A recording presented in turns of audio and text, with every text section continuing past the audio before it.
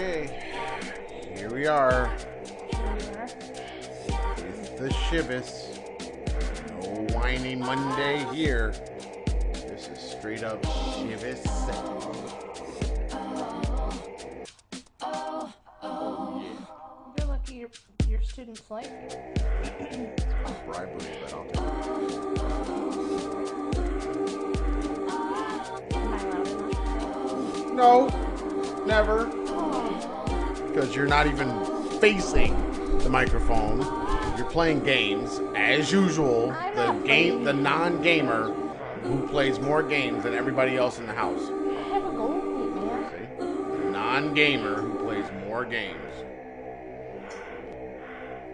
I don't know what you're talking about. There you go. Of course you don't. I was waiting for you.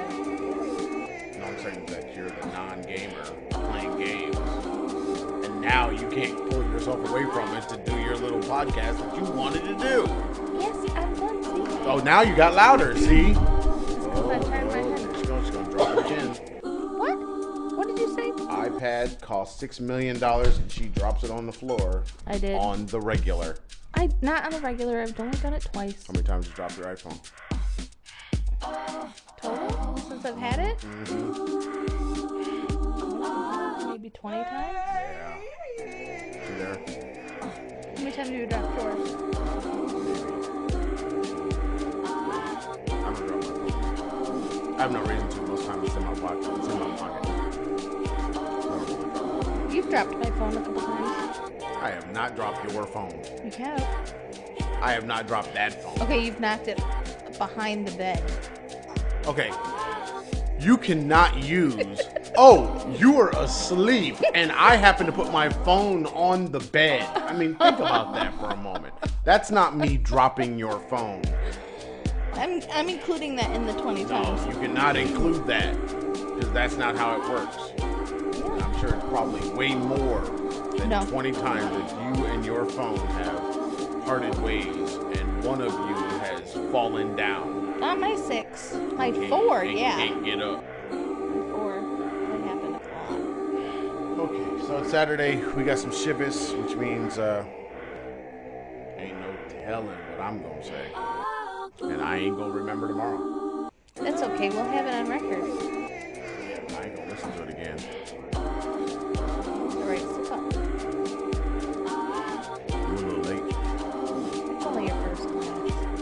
And it's small. You ever had shivas before? You know that I haven't. Exactly. You know that I can't drink You just anything manage. You manage not dropping shit over there. Aaron will manage not falling down, and I'll manage to keep on. Keegan will manage trying to stay awake. He stubs his toes daily. He has Sasquatch feet, so he stubs his You toes. just absolutely almost fall down every day. You didn't see anything. It wasn't me. I wasn't falling down. That wasn't me. Yeah. A week. All right, Karen, what you got? Questions of the week. We got Q of the W. What you got for the Q of the W? Well, we asked for some feedback and we asked for questions. So, Say that again. okay, so one of the listeners has contacted me. She's an American teacher. She's teaching in Mexico City right now. And she has given me a list of questions. Did you say a lisp? List, not a lisp. They gave you a lisp? No. There's nothing wrong with a lisp. So. You ever seen a Chinese student try to speak English with a lisp? Oh. Where did you drop now? I dropped nothing. Oh, God. Aaron, did you fall down? The trolley right, fell go over. Ahead. Keep going. So anyway, she gave me a list of questions about how do we decide when it's time to go, blah blah blah. So I have a list of questions. Why don't you just start with question number 1? Question number 1 is, how do you know when it's time to leave a country? When shit gets out of hand. Is it really? You have to understand that this whole thing about the questions and the answers, I have already said that it takes about 10 minutes to answer all these questions. Karen, on the other hand, thinks that it's going to take a long time to answer these questions, and we might get many shows out of this. And after listening to the questions, I already know that it's going to take a very short amount of time because I don't have much to say because the answers are quite easy. So you're saying when shit gets out of hand. Back to the question. What was the question? How do you know when it's time to leave a country? When shit gets crazy. Aaron, there you go. Aaron, let's be a little more in depth. See, this is what I'm talking about. That's exactly what I'm talking about. My answer is the answer. But let's talk about that. Let's unpack. No, we're not gonna unpack it. There ain't no unpacking to do. Come on. Look. So why did we leave China the first time? It was freaking cold. Okay. And dirty. And polluted. And we didn't want to live there no more. And that's why. And we were working 6 days a week. No. 6 days a week had nothing to do with it. Although, to be fair, that job was pretty easy. 6 days a week had nothing to do with it. But mostly it was cold and it was dirty. It was filthy. It was cold and dirty. And it was northeast China, other side of the wall. Just, it was not good. It wasn't healthy. It definitely wasn't healthy. I had never been that sick in that short of amount of time ever in my life. Okay, so shit was crazy, I mean, right? I think I had bronchitis like 10 times in 2 years. See, you're trying to drag it out, but no, shit was crazy. Shit doesn't. That's it not was crazy. It Why was did crazy. we leave Thailand? Because shit did get crazy. Okay, all right. A freaking coup. A military coup. But we didn't leave. Immigration and a coup. There you go. Next. Listen, we didn't leave right when the coup happened. No, we didn't. We waited tried to like stick it another out year. until immigration crept in. Oh yeah, immigration. And then coup plus immigration means get the hell out of Dodge. Yeah. Next. And why do you want to leave now? Same answer. Shit done got crazy. So basically, shit done got crazy equals national retardation and mental mediocrity. Yep, all of that. And the school, my company just became another company, so I don't even know what that's going to mean, but I'm not going to stick around to find out. Right? Your pay's been cut because they tripled your taxes. My pay's been cut because they're now following their own tax laws, which is hilarious. Right. So we are literally getting almost $450 a month less than what we got in July. Yeah. So yeah. Shit done got crazy. See, it's not. I mean, you have to. I tried to make you understand. Aaron, I tried. These are people. Maybe our listeners have never been outside of the country. Maybe they've never lived and worked abroad. But they do understand shit getting crazy. Maybe they don't understand what it means. No. Far as what all that matters is shit done got crazy. That's all that matters. Once you say that, whatever crazy is for you, that's your reason for leaving. Okay, but it's not crazy. It's just stupidity. Oh, national stupidity. Now you want to call it national stupidity. I'm just saying that I like that national stupidity. You what? I like national stupidity as a term. Oh. I thought you meant you liked the fact that there is a such thing as national stupidity. No. I like that term. Mental mediocrity is my thing. I love that. Mental mediocrity. Yeah, that's a good one. I've been saying that since we got to China. All right. Yeah. I mean, honestly, when the conditions have changed to the point where you can't stand to stay there is when it's a good time to go. Should you wait that long or should No, you sometimes you don't have a choice because it happens very quickly. True. Especially when it comes down to immigration. Especially if the country that you're in changes the rules. Yeah, like Thailand that happened. Like China. Well, yeah, China now because I can't work in China anymore. And a lot of people can't work in China right now because if you're not a native English speaker on some list, which is funny because America doesn't have a native language, but if you're not one of those countries, that they recognize as a native English speaker, you don't teach it English in China. Right. They have all these countries that are native English speaking countries that are not on their list, and because they don't know that they speak English, and so people are losing their jobs or Exactly. So can't re-sign their contracts or shit done got crazy. It's time to go. yeah. Now, for Americans, you still have quite a few choices.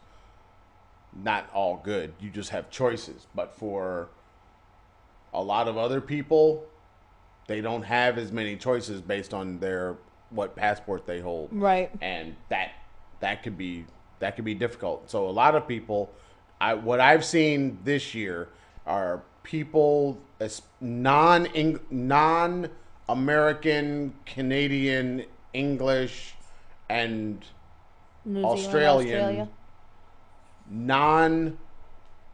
those people that aren't from those places, they're just staying put. If the school has already employed them, they're just staying there as long as they can, and they're just not moving. Because once they try to move, they can't be hired, they can't get visas, right. They can't get FECs, they can't get any of that stuff. So, then you basically either become illegal, stay where you are, or get the hell on. Right. We're getting the hell on. Right. Because it's a much better decision. Even though it's going to mean a serious pay cut, get the hell on. Because It's not the time to be here. We've got so many weird international things happening all around China at the moment. It's time to get out of here. Now, remember, I said it was time to get out of Thailand. It was time to get out of Thailand. Yeah, it was time to get out of Thailand. Okay? So, yep.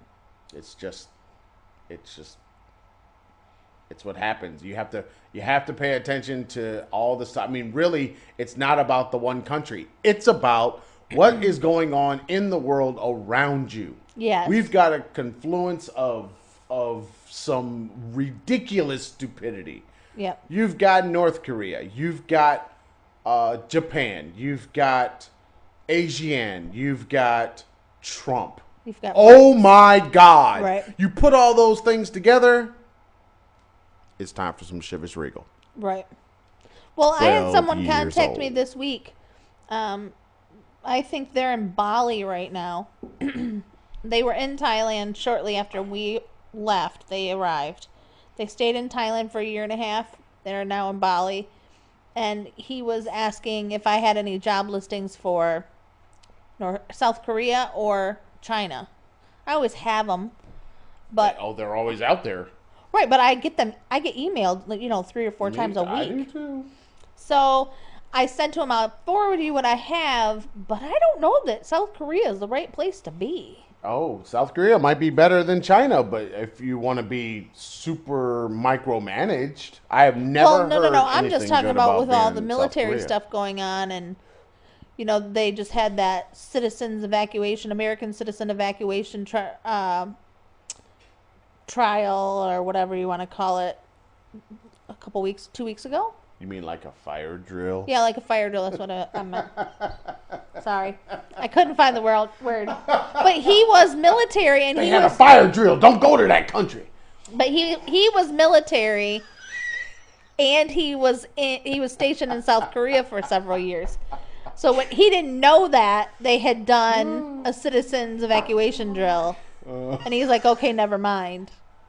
If the military is doing that, they don't normally do that. Okay, but that's not a reason not to go to a country. The reason not to go to the country is because they might end up... You know what? Honestly, with South Korea, I would be more worried of reunification than I would be a war. Right? Because reunification does not bode well for anybody around. No. That's what's going to cause, in my opinion, more issue. But anyway, enough about that, dim politics. What else you got on your list that I can answer in like 2 seconds? The next See, I strung one. it out. I was nice. I strung it out for, 15 whole minutes. The next question is, how do you choose where to go next? Easy. Ask the kids. Next. See?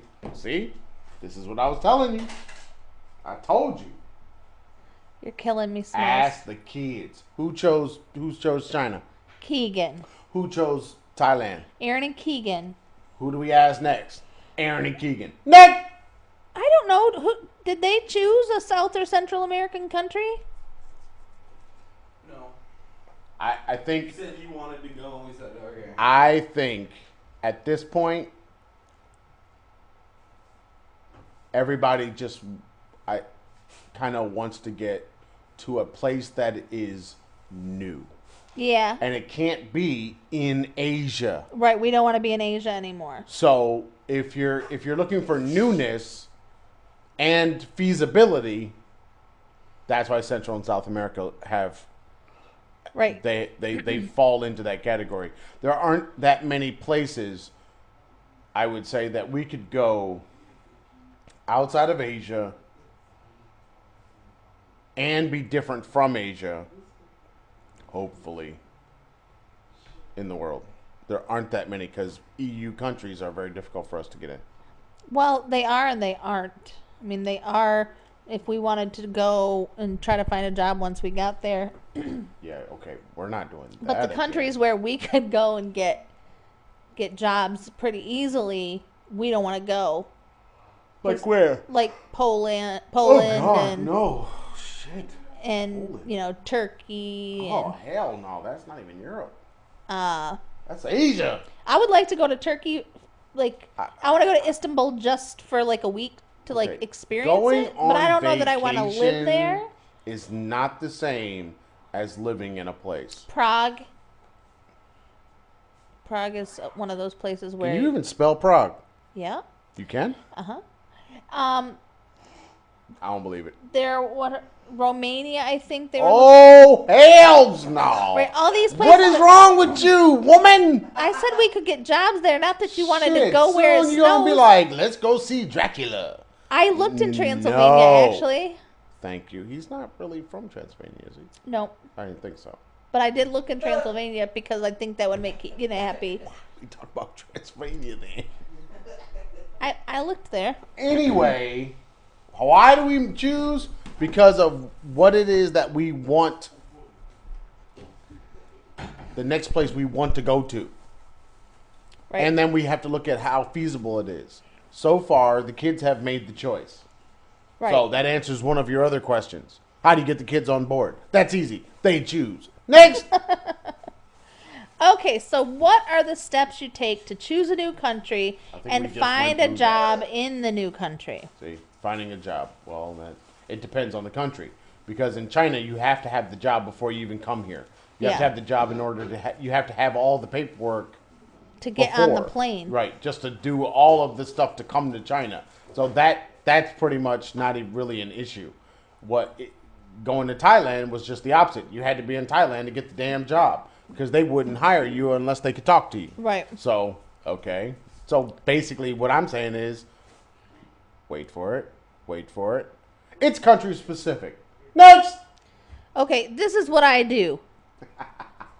Because he doesn't do. This is what it comes down to. It's all different in every country. When it comes down to finding a new job in a different place, Aaron doesn't do any of the research. He doesn't do any of the applying for the jobs. He doesn't do anything. I do nothing. I am a lazy ass. But update his resume. And go on interviews. That's all he does. It's terrible. It's an awful process. He has a secretary for that very reason. I'm very efficient. I will send out maybe 20 or 30 applications or resumes in a day. Sometimes I have them respond to him, but most of the time they don't. It's better that they don't. Right. So it comes to me.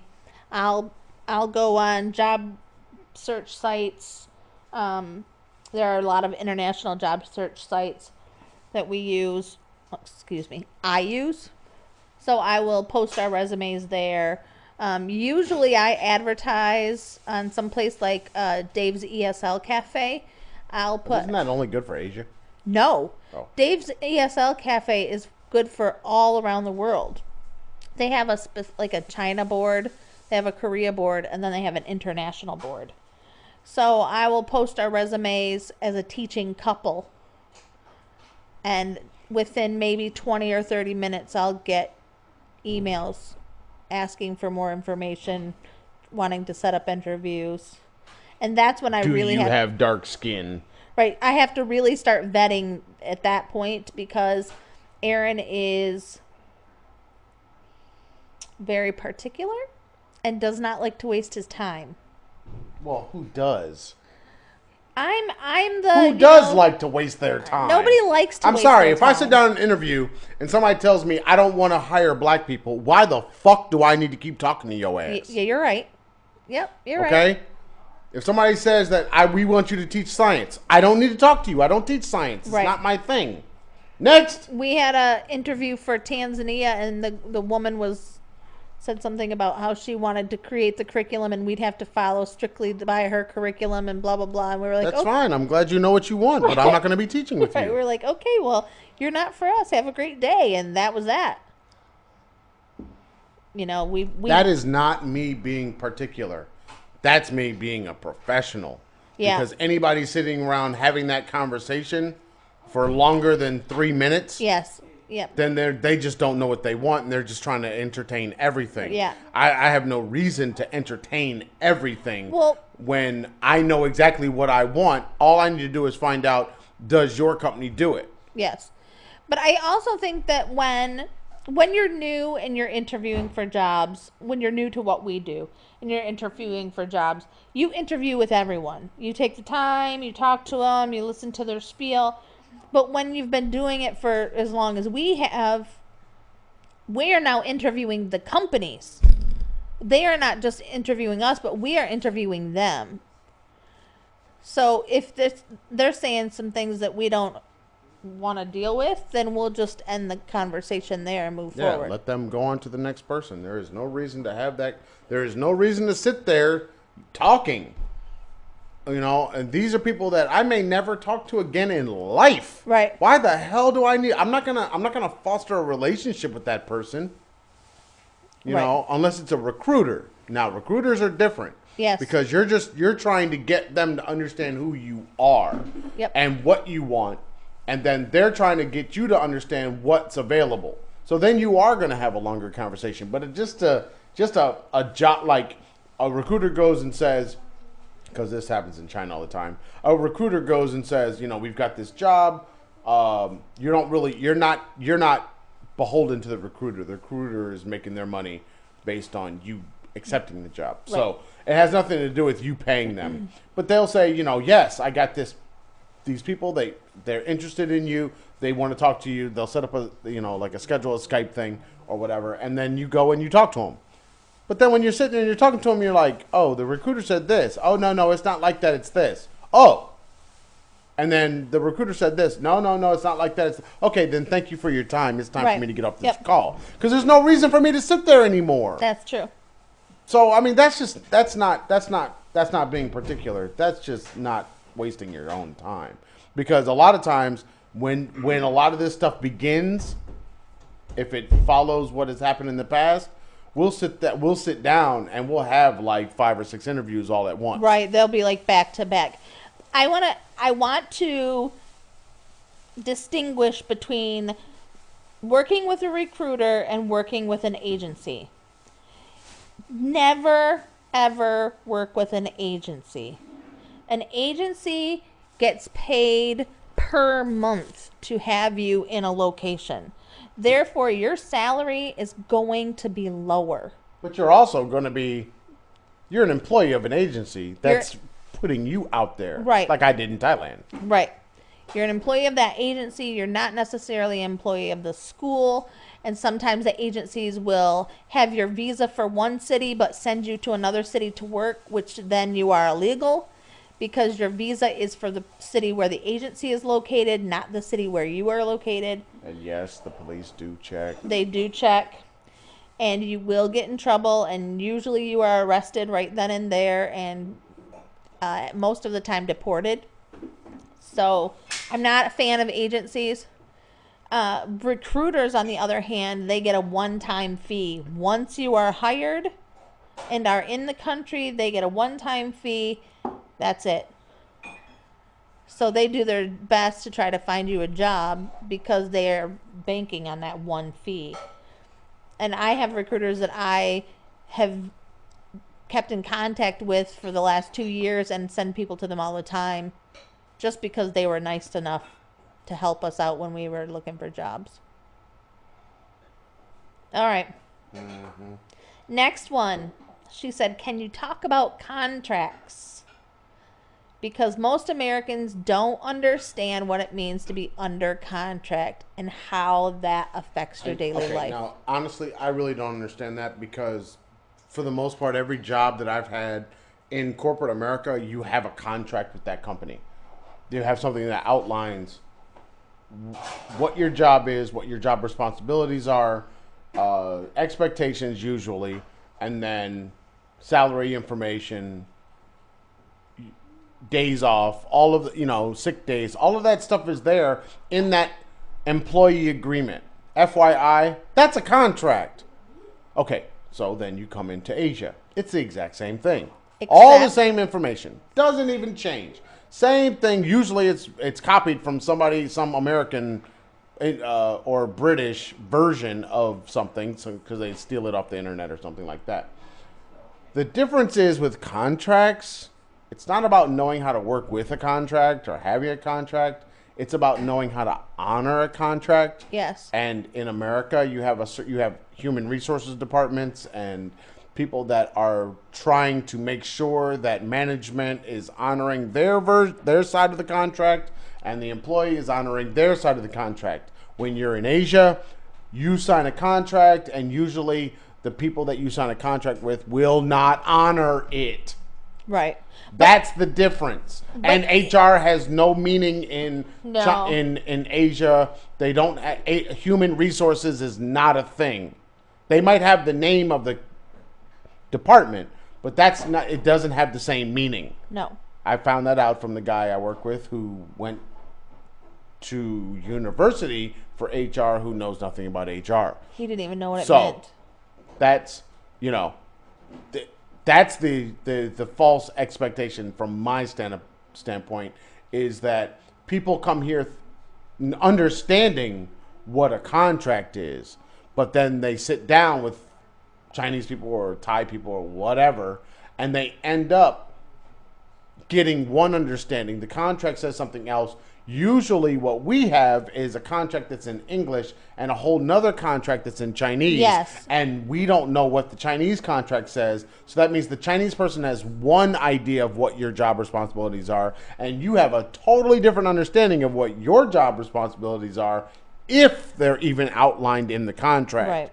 And then you end up at some point very early on in your work time arguing about contracts, saying that's not in my contract, and they end up saying, oh yes it is, it's right here, and you say, but that doesn't mean that, and you end up fighting about semantics inside of your contract because the person that is administering your contract doesn't even understand what your contract says, the thing that you sign. Right. That's usually the problem, but it's not. I don't think it's working under contract, because all the foreigners I've ever seen from all the different Western countries all fall back on their contracts. I think, well, we've had this happen quite a few times, especially when we were in Wuhan and we were really unhappy with the school. And people would say, why don't you just quit and go get another job? And they don't understand that when you're under contract in China, specifically China, you can't just quit and go get another job. But that's because your FEC is tied to your foreign expert certificate, your visa. And your visa and your residency permit. All of that is tied to your contract at that school. And there is a clause in almost every single contract that says if you quit without giving a certain amount of notice, you get charged a significant amount of money. Yeah, you got to pay them. You have to pay them to leave.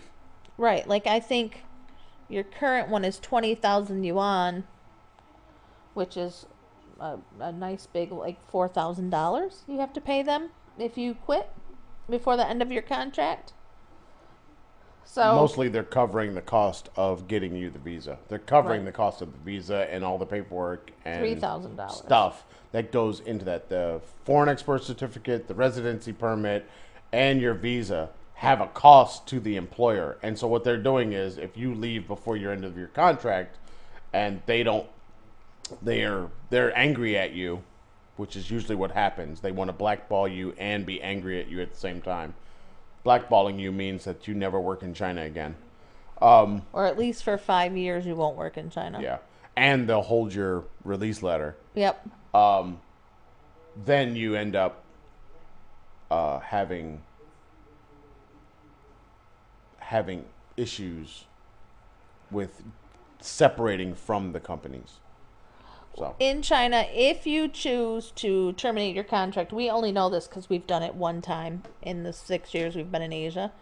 If you terminate your contract ahead of time and the school is willing to release you, you actually have to have a certified letter, this red stamp, saying that the school has released you from your contract before the new school can start the visa process. Okay, you keep saying schools. It's or a better company. to say employer. Okay, the employer. Because the employers are different than the schools. Yep. And a lot of times the schools don't have the ability to hire.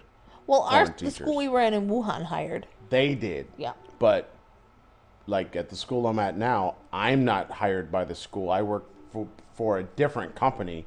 They have half of their staff is all from different agencies, not even the same one. Agencies. So I mean, your employer, your contract, your employer, all your paperwork is going through that contract, right, and your passport. And in order to start your new visa, because you have to have a visa to be in the country, they have to give you a release letter. And if you've pissed them off, they'll hold it. And you won't be able to get a new visa. And take your end of year bonus. Yep.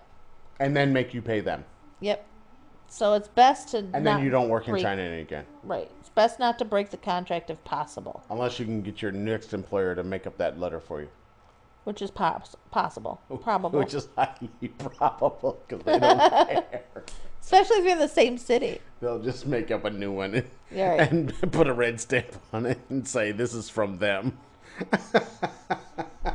Now, what happens if the company / employer breaks the contract? You are ass out. There's nothing you can do about it. There's nothing you can do about it. I'm supposed to get paid overtime. I haven't gotten paid overtime yet.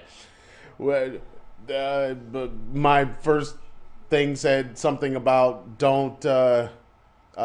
work week is Monday through Friday. No but then weekends. When I work on Saturday and Sunday, don't care. You don't get paid for that. So contracts are less than guidelines. Contracts in China have very little meaning to Chinese people. They will say it does, but that is not true. I would have to say that they mean a lot as long as you are following it. As soon as you don't follow what they want you to follow, then they'll say you aren't following the contract. But should they not follow something in the contract, that's not what it says. Yeah, honestly, it has nothing to do with honesty or integrity or professionalism or any of those things, because those things do not exist in this environment. No, they don't live in China at all. Nope. That's not even for anybody who's a teacher in China, everybody knows that, none of those qualities are a part of the educational system inside of China, whether it's private, public, or international. Unless it's a company, like the school itself is a company based out of some other country. It's not run by a Chinese company. It's run by some British or American, and Canadian. They have totally different standards, and they do their own hiring, and they bring in people to work in China under that umbrella of, an American-style curriculum or a British-style curriculum or, whatever. But if Chinese people are managing it or mismanaging it, it's not going to ever have anything to do with integrity. So, for those of you that actually want to come to China and travel around and, you know, learn a new culture and maybe learn a new language and all that kind of stuff, do not expect any of those things in your work life. Right. You probably shouldn't expect those things in your out of work life either, because those are just not real. They're really not qualities that are part of the culture in China. Right. No matter what they tell you, it's just not there. And anybody who has lived in China for any amount of time will agree with me. They know it's true. The problem is Chinese people know how to say, "Oh, this is what I believe. This is what I think." But it's not true, because when you watch their actions, you learn that's just not how Chinese people are. It's not how they are with each other, and it's definitely not how they're going to be with you. Right. Okay. We got lots of positive things to say about China. That's why I like leaving. China. Yeah, we like. What do we like about it? I like the cost of living. Yeah, I see. I like the ease of the transportation. Mm-hmm. I like the pay, usually. I like the fact that I don't have to worry about my children going outside and playing and getting shot or arrested, or, you know, I don't have to worry about the children. Uh-huh. I don't know if these are things specific to China. No, but those are the things I like about it. Like I said, I don't think they're specific to China. Okay. Well, I've only lived in most 3 of countries. The things that have to do with China. I worried about all those things in Thailand. But I'm saying specifically China. I think most Westerners are opportunists by nature. Yep. And they see the dollar signs. Yeah. And they understand that they can exploit the system once they understand it. Yep. But as far as actually enjoying living here, being here, working here, I think we have a shelf life of about 2.5 to 3 years. And once you get to that 3-year mark, you have a list. Yeah. Well, I would say after you're here a year and a half, you have a list.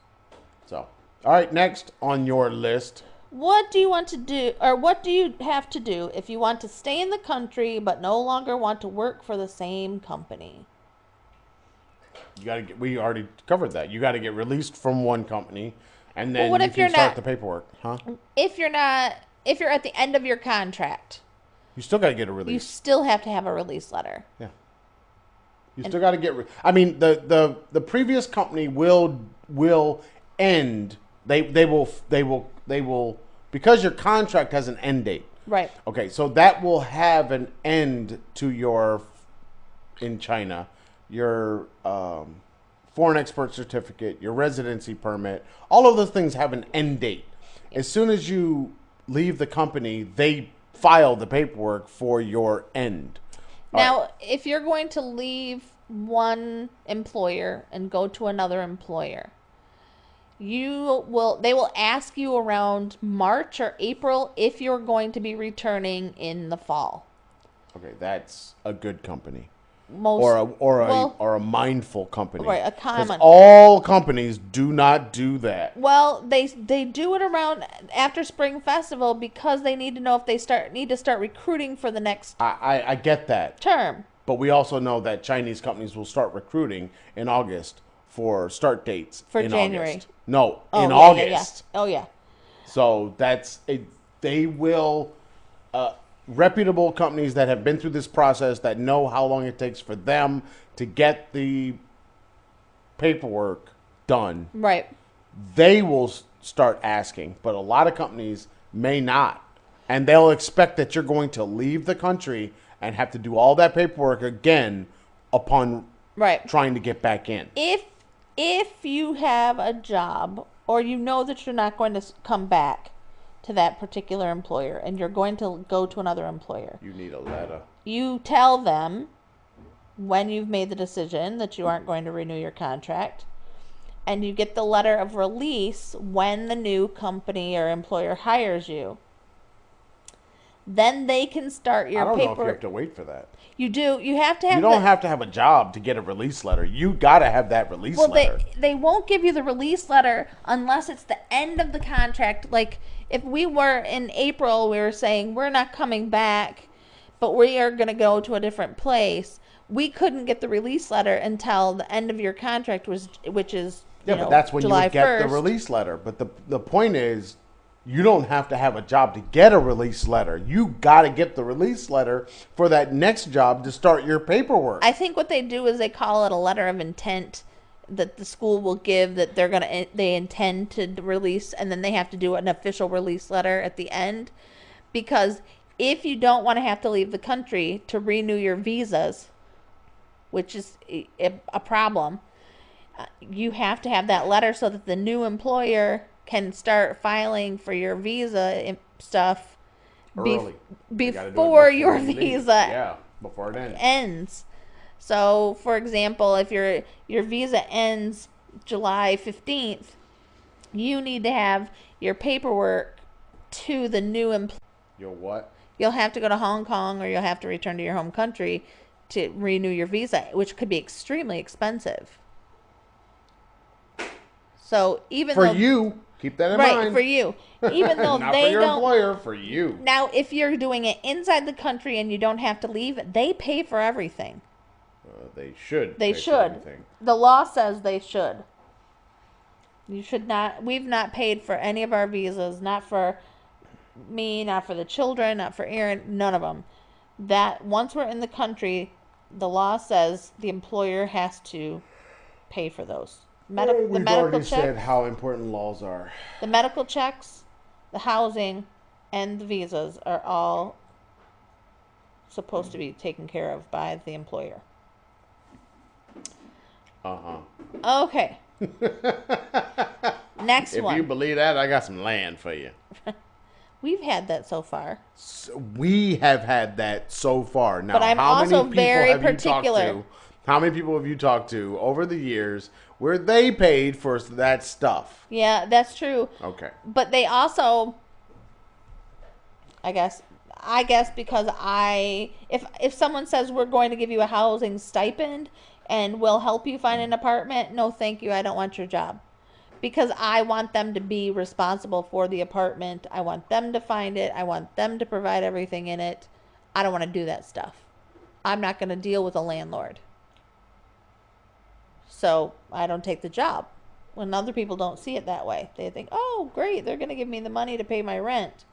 I mean, I would say it depends on the city. It depends on your familiarity with that city. Because if we were in a city for a few years and the employer provided the living space, and then we left that employer or stayed, and we said, couldn't you just give us the money and we go find our own place? We want something a little larger. We'll pay the difference. How much would you give? Okay, fine. And a lot of people will do that. Yeah. And then go out and go apartment hunting, not dissimilar from what you would do in any other country in the world, apartment hunting. Except for foreigners, quite often, the landlords will require a year in advance. Okay, they want the rent a year in advance. But that's the stuff. Those are the details that get worked out in Chinese with your employer, because most likely they'll look at them and say, of course they're not going to have their salary. They work here for me. When you think about it, we have friends that we know or people that we know that happened to. They had to pay I get a that, year in but advance. My point is, if you have been working for the same employer, or you're working in the same city for a certain amount of time, my whole idea is your comfort level is what's going to drive you taking a stipend over having some employer-based thing. Because if you feel comfortable in the city, then you just go to your employer and say, can you help me find a place? And they say, sure, I will help you find a place. And I need you to talk to the people. Right. I need you to make them understand what we're doing and what's going on. And then once you get that, okay, come on. Nobody's gonna sit there and be like, you got to give me a year. It's like, okay, I'll go to the next guy because the next guy's not gonna care. He's gonna want to get paid every month. Right. You know what I mean? I mean, come on now. It just sounds dumb. Okay, next question. Why don't you want to return to the USA? Okay, all you gotta do, look at the news every day. That honestly, that's enough. But we did leave. We did leave with the expectation that we did not want to go back.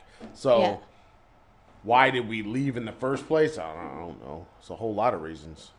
It's a whole lot of, I don't know. Didn't want to live paycheck to paycheck. Or, all right. You know, didn't want to live the rat race. Didn't want our kids to go up in that system.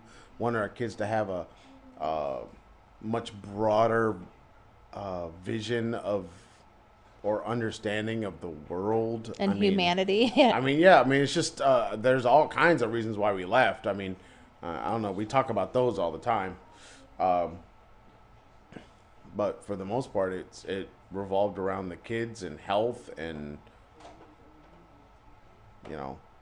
getting out of America. Right. I mean, America hasn't really been all of that positive during our lifetimes, and it hasn't gotten better since we left. No, it really hasn't gotten better since we've left. There's nothing, I mean, even when I talk to friends that are teachers, there's nothing about teaching, living, or working in America that seems better than what it was in 2011. Right. So, yep. They're not even giving me the reason to come back. Right. It's not like, oh, this thing is happening. It's so much better. No, it's not. So that's, but people, I guess living expat, I would say that a lot of expats leave for just a trillion different reasons, but they stay gone for one, and that's America. Yeah. That's the reason. Politics change, personalities change, what's going on in the societies, the social things all change over time. They all morph, change. New things come in. You start different slang, blah blah blah. Culture has its stuff, but honestly, America stays the same. Yeah. And if you left, you will find the justification for staying gone. Yeah. Like going to Thailand, there was literally no reason for us to leave Thailand outside of immigration became really stupid and a coup made it very shaky. You felt like you were on shaky ground all the time. Also money. Yeah, but you know what? We could have done a lot of things to change the money situation. Yeah. It wasn't about money. It was about all of the other stuff that was taking our money away. Right. If you didn't have to go on visa runs like once a month, then all of a sudden we would have had plenty of money. That wouldn't have been the problem. We weren't like spending a lot of money. We were there for 23 we were spending months. a lot in Thailand. And I left the country 10 times during that 23 months. That's a lot of traveling to go get new visas. Yep. So, but there was nothing about America that made you want to go from Thailand to America. No.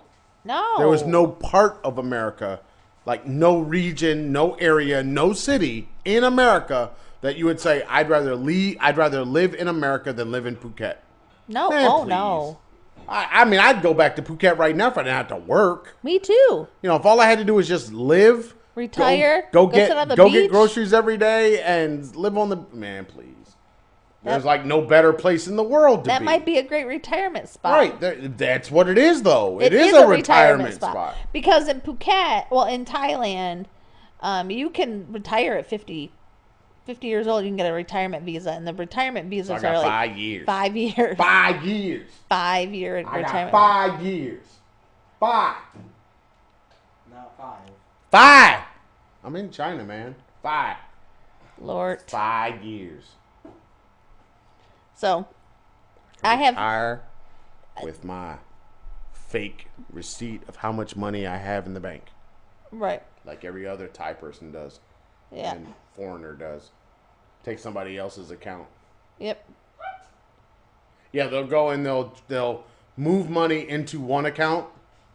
Let it sit there for just let it sit there day. And then get a receipt saying this is how much money is in the account. Then send the money back to where it came from. Right at the end of the day. It shows that you had the money in your account, and that's all the Thai government ever asks for is that a proof that you have the money in your account.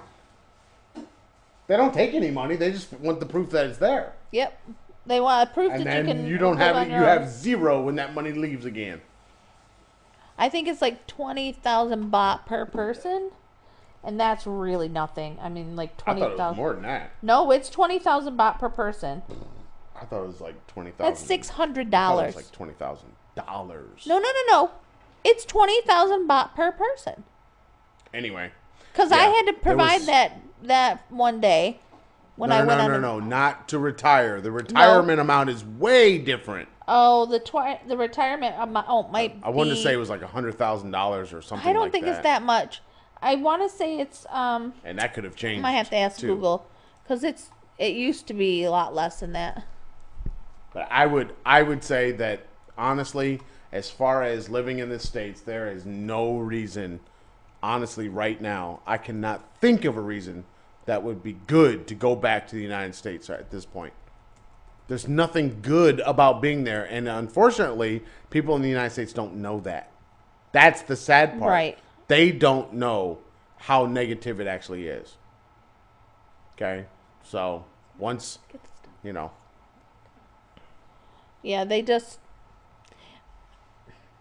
live in the bubble. And if they've never been outside of the bubble, like I have friends that have traveled, have like, oh, I've been in London for a week and I've gone here and I've gone there, but they've never lived outside of the country.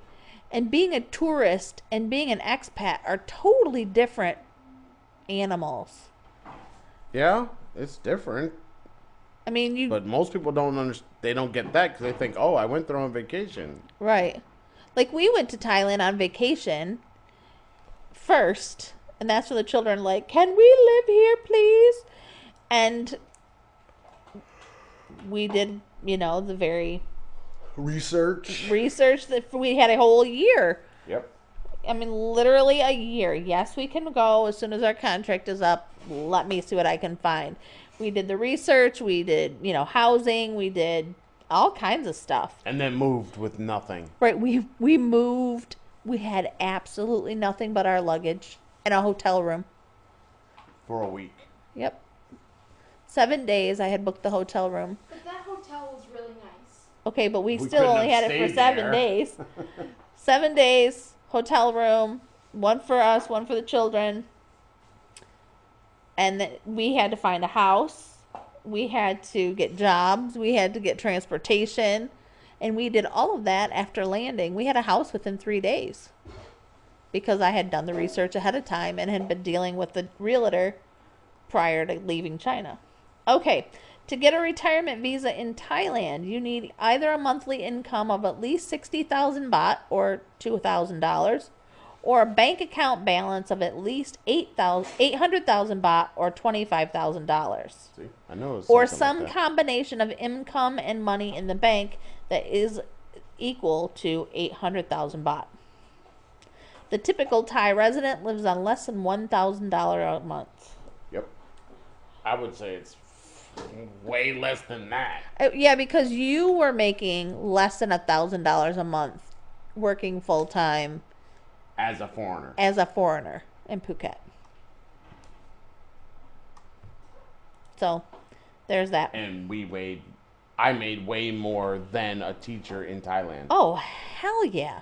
Like, I want to say, okay, at one school, I was making a piddly-ass little 25,000 baht a month. That's only $754. But one of the Filipino teachers was only making 18,000 a month. And that's $543 a month. Yeah, but how much do Thai teachers make? Less than that. I know. Way less than that. That's what I'm saying. I want to say they make about 12,000 a month. I want to say that you're thinking a little too high. No. You might be. The maids make about $10,000 or $12,000 I didn't ask you a about month. maids. I asked you about teachers. Well, that's $362. 12,000 baht is $362. So keep in mind that, yeah, we were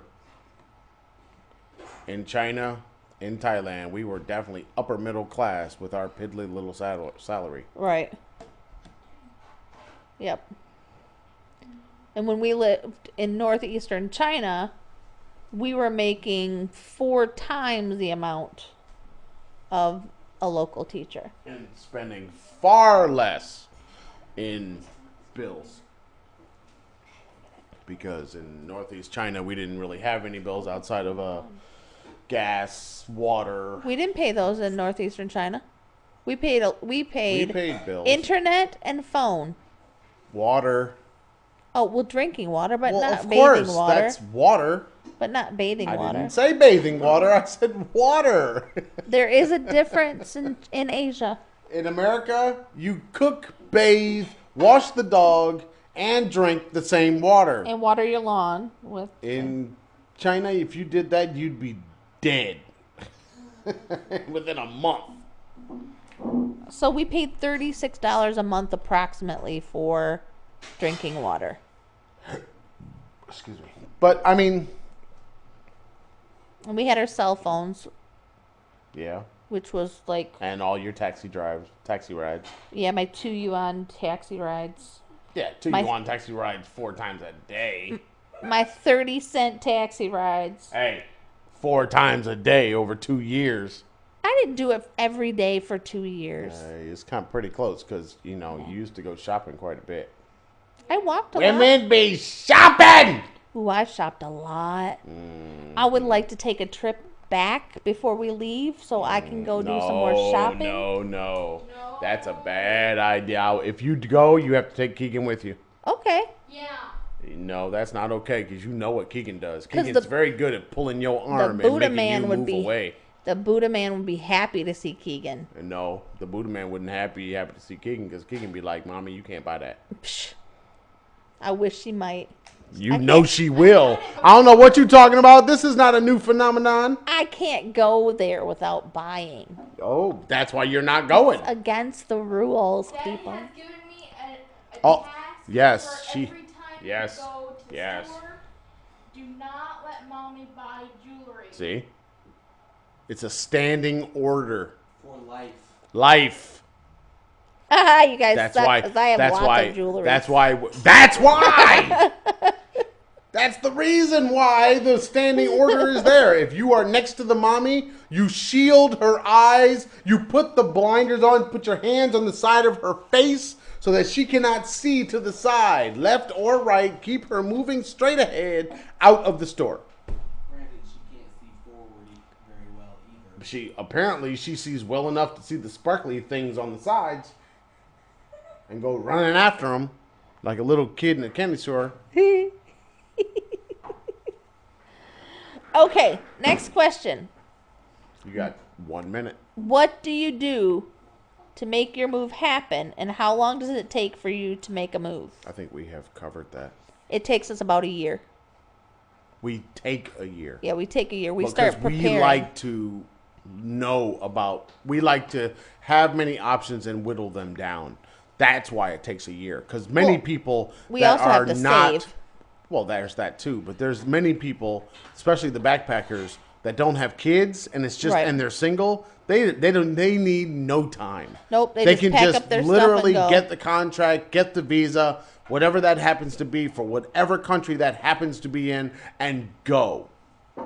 It's not a crazy big long process. I mean, getting a visa, you have to have certain paperwork, but for the most part, I would say every expat that has had to get a visa has the paperwork because they had to get it for the one. Right. So you're just making copies, Yeah. essentially. You might have to go to some consulate and get some piece of paper from them or something like that, but outside, I mean, you fill out applications, it's all that kind of bureaucratic BS, but it's essentially the same thing over and over and over. Yeah. That's why I do The it problem that we have is we have to do it over and over and over for 4 people. Right. And we have to have marriage certificates and birth certificates and translations of those documents. Well, we had to have those for China. Because China, doesn't understand people get married and have children. So, yeah. I would say that we don't really spend much time once we've made a decision. There's not a whole lot to do outside of the company getting whatever paperwork they need, us getting that paperwork back, us filling out whatever needs to be filled out so that we can have visas before we get there. And if we don't need visas before we get there, like Thailand, you walk in the country and you're just there. Honduras. Like whatever. Right. Like whatever country. Every country has their own rules about immigration.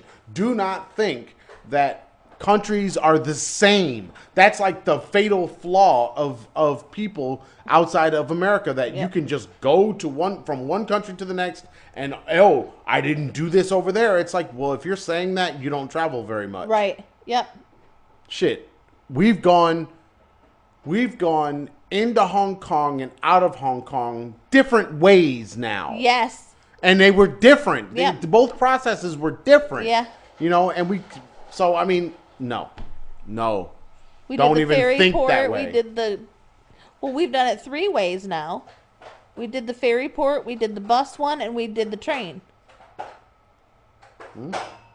We went into Hong Kong through the ferry. We went into Hong Kong from the bus, and we left Hong Kong on a train. One time. We also left Hong Kong on a bus. I've done that twice. See? Which means you're going to different entry and exits. I mean, we didn't do an entry and exit until we got back to Guangzhou. Right. This last time. Yep. Well, we did an entry. We did the exit. We didn't do that process. Right. Entry, exit process. We were on the train in limbo. Yeah. Riding all the way from Hong Kong all the way to Guangzhou in limbo. Yeah. It's the same process that people would have if they were in an airplane. You're in limbo. You're in the middle. You're in transit. You're not in any country while on that plane, in the air, or on that particular train. Well, I found it very fascinating that to get on the bus, you're never in limbo. Right. We went from mainland China to Macau, and some people some foreigners need a visa. So like your coworker, she needed a visa, but we didn't. And so, but they don't usually know they need a visa until they get to the immigration desk, and they'll say, "Oh, do you have a visa?" No, then go over there and get one. Right. And then come back. But for Americans, we didn't need that. But I think Canadians needed it. It all depends on the country that your passport is in and the country you're going in and out of. Best advice I can give is do your research about visa requirements for the country you're about to visit. And do them 2 or 3 weeks before, and then do it a week before, and then do it 2 days before you're supposed to board, to make sure that nothing has changed. Because they will change it, and there's nothing you can do about it. Because that happened to your mother. Right. They'll change it, and there's nothing you can do about it. There's we changed it, so you need this thing. Now go to this office and get this thing. It's like, but I'm at the airport now. And it's Saturday, and they're not open until Monday. Now. Yep. And you're telling me that you changed it yesterday? Yeah, we changed it yesterday. Yep. It's like, okay, well, that's some tourist dollars you're not about to get. Right. Okay. So what is the hardest part about moving internationally? Shipping! Next!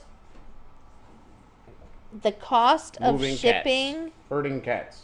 Herding cats, yeah. The cost of shipping and the cost of overweight fees is what really kills you. You're talking about moving things on a plane, on an international flight. Yeah. That's an overweight fee.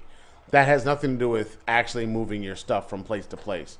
We went and did craziness of having 20 plus bags and having to get those on an airplane first a domestic flight, then an international flight, which have different rules, and then having to pay overage fees for all of our luggage, blah, blah, blah, blah, blah. Yeah. Honestly, the thing that's most difficult is moving your stuff. Right. Now, if you have no stuff, it's not hard. Right. But we're a family, and we probably have too much weight sitting on one bookshelf right now. Oh, sure. So, I mean, we have stuff, but we've also been in Asia now for 6 years. 6 years. Yeah. So, we have accumulated some things, and we've gotten rid of a lot of things. Yeah. And, I think one of the things that is the hardest for me is that we live in one place and we buy all the things. You buy the towels, the blankets, the dishes, the whatever. And then you leave all of that stuff. Yep. And then you buy it again, and you buy it again, and you buy it again. Mm-hmm. So I was thinking about this morning, actually. When we move to the next place, the only thing that ever goes with us are the blankets that your mother has made for the children. That's it. We don't take towels. We don't take sheets. But we don't take them because shipping them to the new fees, place is so expensive. It's cheaper to buy when you get there. That's why it's, and it's actually kind of, I don't know, better because you're getting you're getting new stuff. But that's why, like when we moved here, I was like big on buy everything you want right now, beginning of the year, buy it all. That way you'll get 2 years of use out of it, and when you walk away from it, you won't feel all that bad. Right. Because that's exactly what we're going to end up doing. Right. There are things that we'll take, but then the other things will sell. Most shit will not go. My little tea table here probably won't go. The little heater for the water and the thing for the tea and coffee. Yeah, that shit's not going anywhere. It's going to have to get sold. Yeah, it's either going to get sold or given away, or it's going to be sitting on this desk when we leave. Right. Anybody because it want won't a even desk? work. You better come see me because this ain't going nowhere. Right, like my desk bread is maker, bigger than my most food Chinese processor. people's beds. Yeah. So. Those things make me sad that I have to buy it again. I'll be buying another French press. I'll be buying another oven if they don't have one in the house. I'm just, it's just, I would say that is living expat. You are going to be walking away from things because things are not going to travel with you. Right. And you also aren't going to let things hold back. Well, you kind of can't unless you're just independently wealthy. Right. If you just have all the money in the world, then you rent a container and take everything with you. You take your bed. You buy your own stuff. Okay, that's fine, but I'm not there yet. So, for me, it's I don't envision we'll be there. That's all based on you and your job hunting skills. If you got the skills, you can make us wealthy. Hook us up. Put Keegan to work. Between her naps. I don't care when she works. She get her done. Okay. Damn it. Guess you have to get a job, Keek. That's right. YouTubes. Bring in the big money. Okay. The next PewDiePie. No. No. The next PewDiePie as in the most popular person on YouTube, not the racist guy. asshat. That's not what I was saying. His dog is cute though. See, she's latching onto the dog already. Black furry pug. Oh my. His name's Edgar. Edgar. See? That's what I'm saying. See? Put her to work. Okay, so the next question. Wait a minute, we're not done yet. No. Oh, come on. I told you it takes more than 10 minutes. Oh, come on. How do you choose where the kids will go to school? At home. Next! I told you, if I had to answer these questions, it's very simple. And it is very simple. I think, especially that one. Because we tried to put them in schools in Thailand and China, and what did we find? They hated both places. They wanted to go home. No. See, you're focusing on and they weren't learning. And the schools were substandard. Right, so, they weren't learning anything. No, you keep trying to put it off on the kids. It ain't got nothing to do with the kids. The schools were substandard. That's true. The schools did not meet the standards of Western education. That's true. Next. Yes. Do the children ever want to go back to live in the States? No. Keegan laughs and giggles at you. Let's see what 2 has to say. Do you want to go back to the States? To live. You've been back to the States. Do you want to go back there to live? Yes or no? No. No. Next. Okay. Do you ever connect with other world schooling families? Me? As a family, do we ever connect What with does other? connect mean? Like hang out with? Yeah, like, I guess. People with children? Uh-huh. Have we met anybody, other expats with children in China? Yeah, Mercy and Stuart, but their children were really little. But they also sent their kids to Chinese schools. They did, because they both worked full-time at that same school. At that school. Anybody else? Everybody, for the most part, being married with children, going around the world, pretty much means you're going to be around single people. Yes, Right. selfish single people. Okay, that's not the point. The point is, Young you don't single have an opportunity to be around world schoolers because there are no world schoolers around you necessarily unless you live in some large expat community. Like Phuket was a large expat community. There was a large expat community in Phuket. Yes. Phuket itself was not a large expat community. It was a small island full of Thai people. It was a small island full of foreigners with a few Thai people scattered amongst them. I mean, it's. I would say that most of the time that we've been in Asia, we've been alone as far as family, working parents and their kids. That's not. I would say that that's. While it happens, we are very sparse. Yeah, I would agree. There's way more backpackers and single people running around than there are married people with kids where both parents are actually there. 'Cause Right. we found a lot of people where the husband was in some other part of the world Right. and the wife was there with the kids. Right. But that's not the same thing. That's not what they're Which- asking. I couldn't do, but whatever. Floats their boats. Because that happens a lot inside of China. Yeah.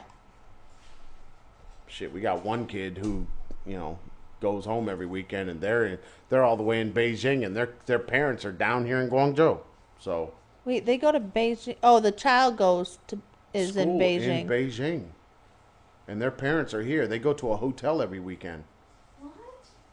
Oh. Shit, I got a student here who lives in Guangzhou, and their parents organize different hotels for their child to go to on the weekend. They never go home. What? That's normal for them. It's okay. They don't parent. We talked about that. Next. That's the last question I have. Aha! 1 hour, 15 minutes. I told you. You said 10 minutes. I said 10 minutes, but I was answering the questions.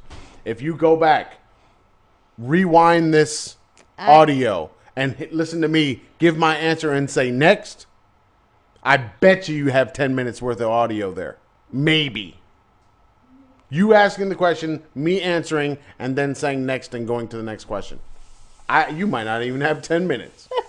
Okay? 10 minutes at most. It takes you longer to ask the question than it does for me to answer it. Maybe. I know what I'm talking about here. All right. I'm ready for a different adventure because Asia ain't it. A lot of people like to come here. A lot of people think that it's all the history and all that stuff, But they don't keep their history, But you really. know what? It's not about the history. The history is interesting. It's the current people. Yeah. They're the ones that mess it up. Yeah. And they don't and it's when you have to live and work. See, when you're not on vacation, you have to live and work with people. Right. I would say that most people that come to Asia, leave Asia with a very bad taste in their mouth. Yeah. I would agree. And they look at it like this is a thing that I endured, like prison. not like a thing that was positive, like had a positive effect on my life. Not the way we view Asia after watching, kung fu movies, where it's like you're gonna get some grand experience and you're gonna know so much more about the human condition, and you're gonna have all of this stuff that you've gone through, and you're gonna grow as a person. No, that's not true. Okay. If that's what you think being in Asia is going to be like, you might as well just stick with the movies. They're going to teach you that you're going to get more out of it. Because if you have to live and work here, you're probably going to come out on the other side disillusioned, angry, and just generally pissed off. And you're going to be like, why is it that nobody told me that this is what it was actually like? Well, people, we done told you. Right. Yep. Still come here, you stupid. No, if you come here, you know what to expect. Right. I wouldn't, if I had to do it all over again, I wouldn't not come to China. No. If I had to do it all again, I wouldn't have come back. Really? Really. The only reason we came back was what? Why did we come back? To get new electronics. See? iPads, iPhones, that's why we came back. But I had to endure 2.5 years of working. Well, you've actually had more than that. Well, I'm talking about here in this particular environment. We came back in 2015. You and I both worked by the time we leave, it'll be about 2.5 years. It'll be, yeah. Because you signed a 2.5-year contract with your current company, and we had been here for 6 months before. So 3 years. Yep. Right? But I don't think we're not going. No, I'm not taking those. I have shivers. He needs space, is what he's saying. There's a lot of space that don't have to be in my hand. Yeah. I would say that everybody. I think Westerners should treat China and Asia the same way I tell Chinese kids how to treat food in America. Try everything, but don't go back. Don't make it a steady diet. Don't stay with it. Because if you stay with it, it's going to hurt your body. Yes. You know what I mean? So that's American fast food, American restaurants, all of the things that are American cuisine. Yeah. Try it. Try everything. Once.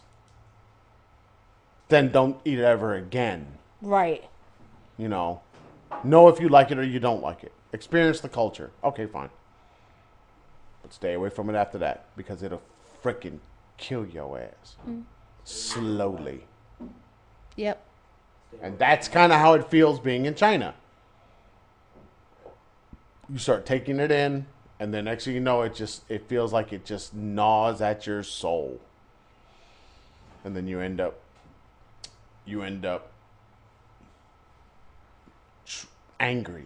I mean, really angry. Yeah. I don't think people understand, like, just sitting on the bus in the morning and how angry it can make you. Yeah. When the guy is stomping on the damn brakes every 5 seconds for no reason. Right, there's no one in front of you. No one's in front of him, but he's stomping on the brakes.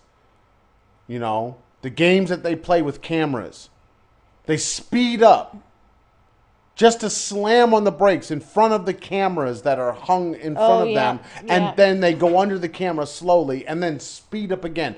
What kind of idiot does that? Why not just go the speed until you got to the camera, then speed up? But you're not getting us there any faster doing it your way, but you are hurting my damn spine. Right. Yep. I mean, it's every day you have a thing. Every day there's something. Every day it's a person, an act. It's a way of communicating or not communicating. There's always something. Yeah. My company merged with another company, but we didn't find out until last week that it was done. When was it done? We were told that in our meeting on Thursday it was done. That we are now a new company. We are not the company that I signed my contract with. Unbelievable. It's like, So you told me when it was finished. What does that even mean? Like, what does any of it mean? Right. They give you no information about that. Nothing. So then everybody Western walks around completely in the dark about what the hell is going on. And some of the people still, as of like Friday, still didn't know what was going on. Still hadn't even been told. Oh, yeah, you had one girl in a different satellite program that hadn't even been told what had transpired.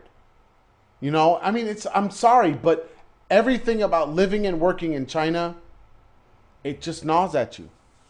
It really does. As much as, and I watch people all day long trying to be so positive, and they're like, oh, don't worry about it, it's not a big deal, and it's all bullshit. And it's like them convincing themselves. Because if they were honest, they would sound the way I sound right now. They would sound as angered and pissed off about the situation, but they don't. And they always walk around like, oh, it's so much better and it's so good and oh, blah, blah, blah, blah, blah, blah, blah, blah. Are you signing contracts next year? Hell no. I don't want to live here. I don't like it here. It's like, then why are you so happy chipper right now? Why are you acting as if it's all so good? It's not. And it won't be until Westerners leave enough China's already made it too hard they've already made it more difficult for qualified people to come in. Yeah. Yep. They've already made it difficult for qualified people that have been here to stay. Yes. So then when the qualified people that are here, that are allowed to be here, continue to leave, yes, that's when China's going to figure out, oh, maybe we shouldn't have done that. Right. Like the one-child policy. Right. You know, when you're digging babies out of garbage cans and out of dumpsters and all that kind of stuff, and they're going abroad, and then now the men don't have enough women in the country. Okay. Maybe that one-child policy wasn't a great idea. It sounded good on paper, but maybe in actuality, it might not. It helped with the famine for a while. You know, it got rid of the famine. It was some, unforeseen consequences there. There were some consequences. This is going to be the unforeseen consequence, because the people that leave China, the people that leave Thailand, the people that leave Asia, that are that's qualified the issue right now. They're leaving. And what are they getting? Filipinos. They're getting Filipinos, or they'll get Russian backpackers, and they're getting all of these people who do not really. They're coming to China as a step up from wherever they're coming from. Yep. And that doesn't mean that they're highly qualified in any sense of the just term. Means that Chinese people can pay them less. Right. It means that they get paid less. And but it's a step more. up, though, from wherever they're coming from. Yep. Yep. So, yeah. No. If someone came to me and said, hey, should I go to China? Should I go to Asia? Sign a 1-year contract. That's what I'm gonna. That's what I would say. Sign that's a 2-year what I would contract. tell. But we've only signed 2+ year contracts in China. Yeah. And I would tell them, sign a 1-year contract, and keep trying to get as much as you can every year that you stay. Right. That's the problem when you sign a multi-year contract. Here, you don't get a raise. Nope. Until you sign the next contract. So we sign a 2-year contract, and the salary is the same for 2 years, but then people that are coming in a year after you, they're making more money than you are now. Oh. I've got people making almost double my salary, and they're not even in a managerial position and only teach one class. And they're not highly qualified. And they're first-year teachers. Right. So, hey, why be equitable when you don't have to be? Yep. Yep. And like I've been saying, I'm here in my last year, and I took a pay cut. Right. It's like, what makes you think I would stay for another year? Right. What makes you think I would do that? And then then the company merges with another company. It's like, oh God, now you're not even the decision maker. Right. That's like, no, thanks. Yep. When China's ready for prime time, I'll be, on to something else.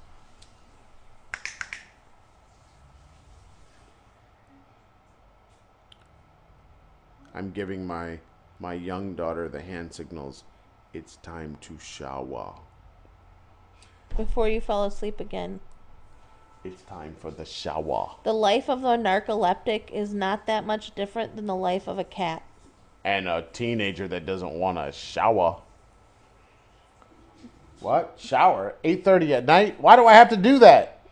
Because I smell you.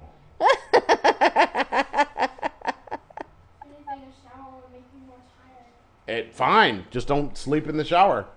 Take your shower. Don't do that. Because falling down in the shower, that's bad. Especially on these floors. Yeah. Because you will get up bloody. And fall down again. And then fall down again. Because everything is tiled and slippery. Mm-hmm. All right. What else you got? That's it? That's all I have. I don't need to rail against anything else. Me and Shivers didn't get very far tonight. The question of the week. Q of the W. That was it. Multi-part Q of the W. Yep. I'm sure I'll have more later. More. Oh. I started reading Perfectly Torn. What is Perfectly Torn? Perfectly Torn is the book written by Christina Cooper that we talked about. We talked about this a couple of podcasts ago. We did. This is her second book. Was it a whiny Monday where my recollection would be hampered by wine? I don't know. She also wrote Perfectly Suited, which was really hysterically funny with her main character Norma Noodle. Okay, you're just trying to show that you read it, but it's what are you talking your about? pants funny. Honestly, I don't know what you're talking about because I think it was probably a whiny Monday Christina podcast. Cooper sent me the book to read, the second book, Perfectly Torn, and you can find it on Amazon.com. It's really good. I'm only in chapter 6 right now, but I'm loving it. I'm digging the Mother Goose character. You're loving it. I'm loving it. So they should go check it out. Amazon.com. Amazon.com. Perfectly Torn and Perfectly Suited. Would it be a good gift for a teenager for Christmas? No, but it would be a great gift for an adult. Wait a minute. This is not YA lit potato chip. Actually, no, it's not a YA lit. Oh my! Karen's not reading YA lit. It's a grown-up book. Get the LED sign ready. We need some fireworks and let's shoot them off the balcony. I know it happens once a year when Christina releases a new book. Oh, so it's the author. Yeah, she's really good. She makes me giggle. Because honestly, I have suggested many. Yeah, but your books put me to sleep. Why? Do you know how hard it was to get through a message to a black man? No. I ain't talking about that. See, you're going way back to the 2000s. I'm talking about like the stuff that has been recent, or stuff like that's the older. New Jim Crow by Michelle Alexander. Yeah, all that kind of stuff. Have you read the Expat book I told you to read? Expat book. What? Growing Up Expat? Is that the name of it? Hold on. I gotta grab it. Is that the kid one? The one about children? Yeah, about raising children abroad. It's not Growing Up Expat, is it? I don't think so. It's Third World Kids. TCKs. Third World. Yeah, Third World. Third World? No, that's not right. Yeah. Third Culture Kids. Third Culture Kids, not Third World Culture Kids. I'll say Third World didn't sound right because that means you just po. Third Culture Kids. Yeah, I haven't read that yet, no. See? Well, I'm the third culture kid, and I have to tell you guys what it is. It's by David C. Pollack and Ruth E. Van Rieken. Yeah, okay. Growing Up Among Worlds. Uh-huh. It's a pretty good book. Uh-huh.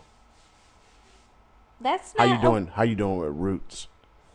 I'm not going to read Roots. Ah! See what I'm saying?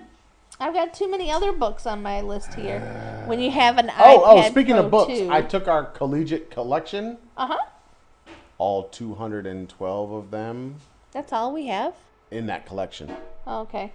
212 of the must-reads for getting ready for college and or university in the United States. Ooh, those kids' brains, I swear they turned to mush as soon as they saw the fact that it was 212 books in that thing. 212 PDFs. Yeah, they were like, oh my God. I was like, yes, and these are the things that we have to read. Yeah. Now, we don't read all of them, but these are the things that we have to be, be exposed to between junior high school and through college. This is what we do.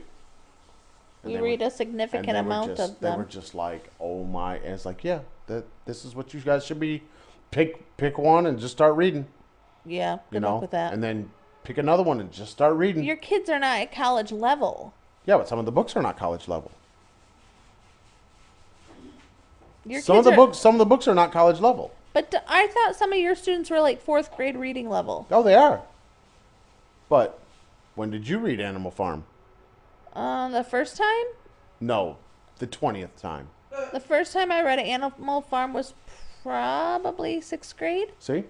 But I was reading at a 2nd year college level in 5th grade. Okay, it's irrelevant. When did you read Animal Farm? 6th grade. When was it appropriate for you to read it?